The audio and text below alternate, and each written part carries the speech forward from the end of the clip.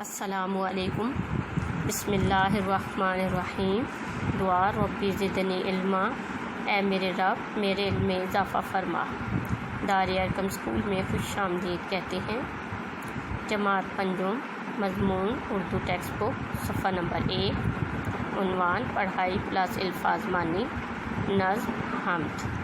تعارف: حمد ایک عربی لفظ ہے جس کے معنی تعریف کے ہیں۔ اللہ کی تعریف میں کہی جانے والی نظم کو حمد کہتے ہیں۔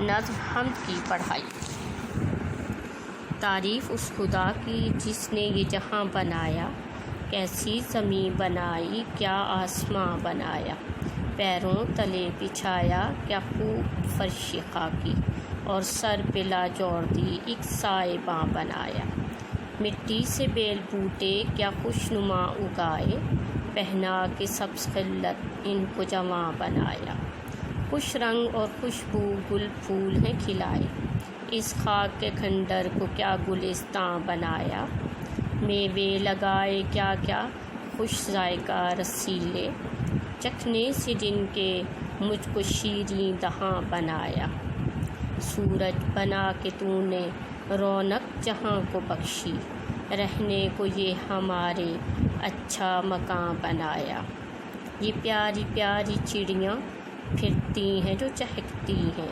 قدرت نے تیری ان کو تسبیح خواں بنایا، آب رواں کے اندر مچھلی بنائی تو نے، مچھلی کے تیرنے کو آب رواں بنایا، ہر چیز سے ہے تیری کاریگری ٹپکتی، یہ کارخانہ تو نے کب رائے گاں بنایا۔ نظم حمد کے الفاظ معنی، صفحہ نمبر 101۔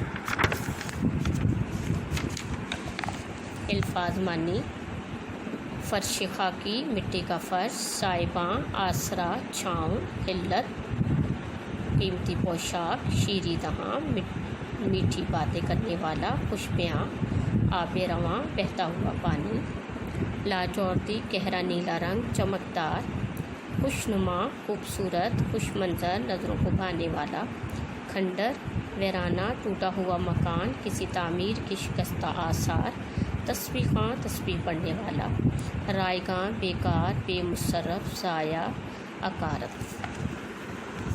حمد کا مفہوم آپ جان چکے ہوں گے۔ امید ہے پیارے بچوں آپ نے اس نظم کو توجہ سے سنا اور دیکھا ہوگا۔ آپ نے اس نظم کے مشکل الفاظ کے معنی لکھنے اور یاد کرنے ہیں۔ اپنا بہت خیال رکھیں۔ اللہ حافظ۔